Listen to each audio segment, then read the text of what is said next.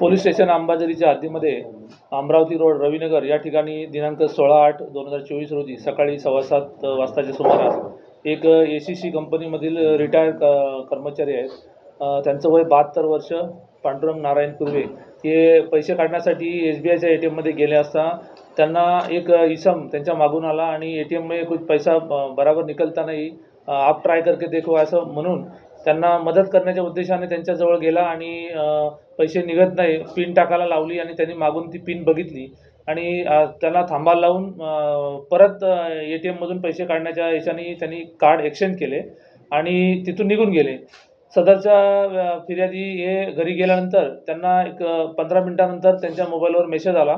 त्याच्यामध्ये 20-20 हजार रुपयाचे 4 ट्रान्झॅक्शन आणि एक 10,000 रुपये असे एकूण 90,000 रुपये त्यांच्या ATM अकाउंटमधून काढल्याचा मेसेज आला. त्यांना त्याबद्दल असं कळलं की बाबा की मी तर कुठलेही ट्रान्झॅक्शन न केलं आहे, परंतु कोणीतरी या व्यक्तीने माझ्या ATM कार्डच्या मार्फतीने पैसे काढले आहेत. त्यानुसार ते तात्काळ पोलीस स्टेशनला आले. आम्ही तात्काळ पोलीस स्टेशन अंबाझरी येथे अपराध नंबर 530/2024 कलम 318(4) अंतर्गत आम्ही गुन्हा दाखल केला आणि आमच्या DB पथकाचे अंमलदार त्याचबरोबर माझे सायबर टीमचे PSI नवनाथ इसाळे यांना याबाबतची माहिती दिली आणि त्यांनी तात्काळ घटनास्थळी जाऊन तेथील आजूबाजूचे कॅमेरे ATM कार्डचे फुटेज चेक केले असता आम्हाला एक संशयित वाहन त्या ठिकाणी दिसले. त्याच्यामध्ये एक कॅप घातलेला व्यक्ती दिसला. त्या कॅमेऱ्याच्या आधारे आमच्या टीमने त्यांना फॉलो केलं आणि त्या गाडीचा नंबर आम्हाला मिळाला. त्या नंबरच्या आधारे आमच्या टीमने जे मोबाईल नंबर रजिस्टर होते त्या नंबरमधून त्या नागपूरमध्ये ॲक्टिव्ह एक नंबर मिळाला.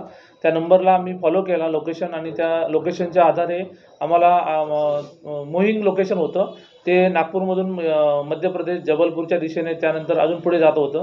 माननीय पोलीस आयुक्त सर रवींद्र सिंगल सर आणि zone 2 DCP Rahul Madane sir यांच्या परवानगीने आम्ही तात्काळ टीम रवाना केली आणि यातील 3 आरोपी जे आहेत ते आम्हाला रेड हँड त्या प्रयागराज इलाहाबाद या ठिकाणी आम्हाला मिळाले आहेत.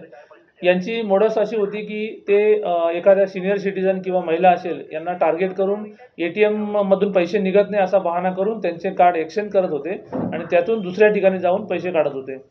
यातील आमच्या DB पथक आणि सायबर पथकाचे अधिकारी यांनी अत्यंत कमी वेळेमध्ये यातील असे सराईत आरोपी यांना ताब्यात घेतलेला आहे आणि काल रोजी माननीय न्यायालयासमक्ष हजर करून त्यांना 5 दिवसाचा पोलीस कस्टडी मिळालेली आहे. आरोपींची चौकशी केली असता त्यांच्याकडे आम्हाला एकूण 2 4 व्हीलर गाड्या मिळालेल्या आहेत, 4 मोबाईल मिळाले आहेत आणि जवळजवळ 117 त्यांच्याकडे आम्हाला ATM कार्ड वेगवेगळ्या बँकांचे मिळालेले आहेत. यावरून त्यांनी महाराष्ट्रात त्याचबरोबर मध्य प्रदेश, उत्तर प्रदेश, हरियाणा, राजस्थान अशा वेगवेगळ्या राज्यांमध्ये वेगवेगळ्या लोकांची फसवणूक करून मोठ्या प्रमाणात जवळजवळ केलेल्या प्राथमिक चौकशीच्या अनुषंगाने 40 ते 50 लाख रुपयाची फसवणूक केल्याची प्राथमिक माहिती प्राप्त होत आहे. या ATMच्या आधारे आम्ही त्यांचं डिटेल काढून यामध्ये कोणत्या कोणत्या ठिकाणी पैसे काढले, त्या ठिकाणी गुन्हे दाखल आहेत किंवा कसे याबद्दलची अतिरिक्त माहिती घेऊन आम्ही पुढील तपास करत आहोत. आरोपींचं डिटेल माहिती त्यातील जो मुख्य आरोपी आहे सय्यद कमरुद्दीन खान वय 42 वर्ष, राहणार प्रयागराज, आता सध्या तो वडाळा या ठिकाणी राहतो मुंबई. आणि दुसरा आहे आलोक कुमार बालकृष्ण गौतम की जो ओला गाडी घेऊन आला होता, वय 32 वर्ष, राहणार लालगंज, जिल्हा प्रतापगड, उत्तर प्रदेश. मोहम्मद कलीम वल्द मोहम्मद नसीम वय 30 वर्ष, राहणार गोवंडी मुंबई, सध्या त्याचं गाव आहे लालगंज, जिल्हा प्रतापगड, उत्तर प्रदेश. आणि यातील जो मुख्य आरोपी होता अजून एक, तो सेबू नावाचा व्यक्ती आहे, तो त्या ठिकाणाहून पळून गेलेला आहे. त्यालासुद्धा आमची टीम लवकरात लवकर ताब्यात घेऊन अटक करण्याची तजवीज ठेवली आहे. बरोबर आहे. यातील आरोपींचं मोडस अशीच होती की एखादं ट्रान्झॅक्शन केल्यानंतर ते त्या सिटीमध्ये शक्यतो थांबत नव्हते. ते पुढे पुढे दुसऱ्या जिल्ह्यामध्ये, दुसऱ्या शहरामध्ये जाऊन त्या ठिकाणावरून परत नवीन ग्राहकांना टार्गेट करून पुढे जात होते आणि सोबत 4 व्हीलर गाडी असल्यामुळे त्यांना ते लवकर मोव्हिंग करणं सोपं होतं. आणि आतापर्यंत जे 117 आम्हाला ATM कार्ड मिळाले याचा अंदाज जर व्यक्त केला की एका कस्टमरकडून 50,000 जरी पकडले तर समथिंग एक 50 लाख ते याच्या पुढची अमाऊंट फसवणुकीची होऊ शकते. ते पर्टिक्युलर ग्राहकांच्या डिटेलवरून त्याबद्दल अधिक माहिती आपल्याला देऊ शकतो. साधारण किती तासात आरोपींना पकडण्यात आलं माहिती मिळाली? आम्ही माहिती मिळाल्यानंतर मोहिंग लोकेशन असल्यामुळे ते फिक्स नसल्यामुळे आम्हाला 72 तासाच्या आत आम्ही आरोपींना पकडण्यात आलेला आहे. शेवटचं घेऊ का एक? हां.